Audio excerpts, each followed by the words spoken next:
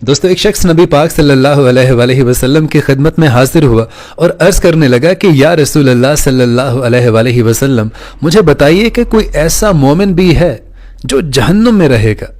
تو آپ صلی اللہ علیہ وآلہ وسلم ارشاد فرمانے لگے کہ ہاں، ایک مومن ایسا بھی ہے جو جہنم کی گہرائی میں 1000 سال تک رہے گا اور مسلسل اونچی آواز سے یا حنان یا منان پکارتا رہے گا،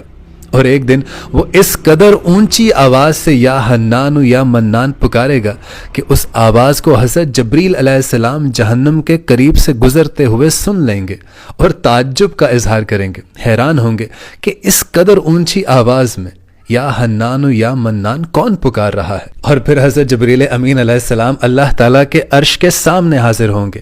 سر سجدے میں رکھ کے اللہ تعالیٰ کی تسبیح بیان کریں گے، اور پھر اللہ تعالیٰ حضرت جبریل امین سے ارشاد فرمائے گا کہ اے جبرائیل، تم سر اپنا سجدے سے اٹھاؤ اور مجھے بتاؤ کہ آج تم نے کیا عجیب دیکھا۔ تو حضرت جبریل امین علیہ السلام اللہ تعالیٰ سے عرض کریں گے کہ اے میرے پروردگار، میں نے جہنم سے آتی ہوئی ایک آواز سنی جو کہ گہرے گھڑے سے لگ رہی تھی، اور کوئی پکار رہا تھا یا حنان یا منان۔ تو اللہ تعالیٰ حضرت جبریل امین سے ارشاد فرمائیں گے کہ اے جبریل امین، تم جہنم کے دروغہ مالک کے پاس جاؤ اور اسے کہو کہ جو شخص یا حنان یا منان پکار رہا ہے اسے تمہارے حوالے کر دے۔ یہ پیغام لے کر حضرت جبریل امین علیہ السلام جہنم کے دروغہ حضرت مالک علیہ السلام کے پاس جائیں گے، آپ انہیں اللہ کا یہ پاک پیغام سنائیں گے، تو حضرت مالک جو کہ جہنم کے دروغہ ہیں وہ جہنم کے اندر جائیں گے، اور نبی پاک صلی اللہ علیہ وسلم کا ارشاد ہے کہ حضرت مالک جہنمیوں کو اس طرح سے پہچانتے ہیں جیسے ایک ماں اپنے بچوں کو پہچانتی ہے، لیکن اس کے باوجود بھی حضرت مالک علیہ السلام اس شخص کو نہیں تلاش کر پائیں گے جو مسلسل یا حنان یا منان کی صدا لگاتا ہے۔ آپ جہنم سے باہر آئیں گے اور حضرت جبریل امین علیہ السلام سے عرض کریں گے کہ اے جبریل امین، جہنم نے ابھی گہرا سانس لیا ہے، اس لیے کون سی چیز پتھر ہے، کون سی چیز لوہا ہے اور کون انسان ہے، اس کی پہچان نہیں ہو رہی۔ تو حضرت جبریل امین علیہ السلام واپس اللہ تعالیٰ کے عرش کے سامنے حاضر ہوں گے، سجدہ ریز ہوں گے، تو اللہ تعالیٰ انہیں ارشاد فرمائے گا کہ اے جبرائیل، اپنا سر سجدے سے اٹھاؤ اور مجھے بتاؤ کہ تم یا حنان یا منان کہنے والے کو اپنے ساتھ کیوں نہیں لے کر آئے؟ تو حضرت جبریل امین اللہ تعالیٰ سے عرض کریں گے کہ اے میرے پروردگار،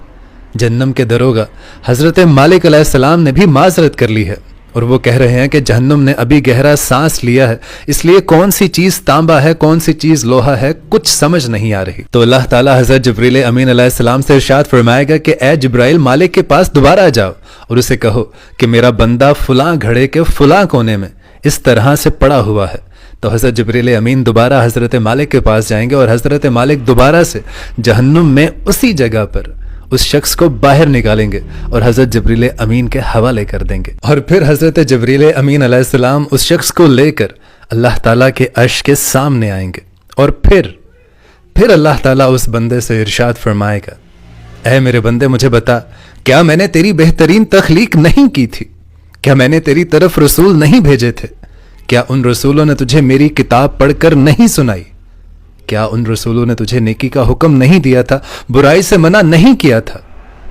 تو وہ بندہ ساری باتوں کو مانے گا، ان کا اقرار کرے گا، اور پھر وہ شخص عرض کرے گا کہ اے میرے مالک، تو نے بے شک میری بہترین تخلیق فرمائی، تو نے میری طرف اپنے رسول بھی بھیجے، انہوں نے تیرے احکام پڑھ کر بھی ہمیں سنائے۔ تو پھر اللہ تعالیٰ اس بندے سے ارشاد فرمائے گا، تو پھر تو نے فلاں فلاں گناہ کیوں کیے؟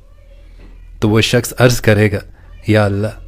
بے شک میں نے اپنی جانوں پر ظلم کیا، جس کی سزا مجھے جہنم میں ڈال دیا گیا، لیکن اس کے باوجود بھی میری امید نہیں ٹوٹی۔ بے شک میں اپنے اعمال کے عوض جہنم میں ڈال دیا گیا، لیکن پھر بھی میں آپ کی رحمت سے مایوس نہیں ہوا، اسی لیے میں مسلسل یا حنان یا منان پکارتا رہا۔ اے میرے پروردگار، جس طرح سے تو نے اپنے فضل کے ساتھ ابھی مجھے جہنم سے نکالا ہے، اے میرے پروردگار، اپنے رحم، اپنے فضل کے ساتھ میرے تمام گناہوں کو بخش دے اور مجھے واپس جہنم میں نہ ڈال۔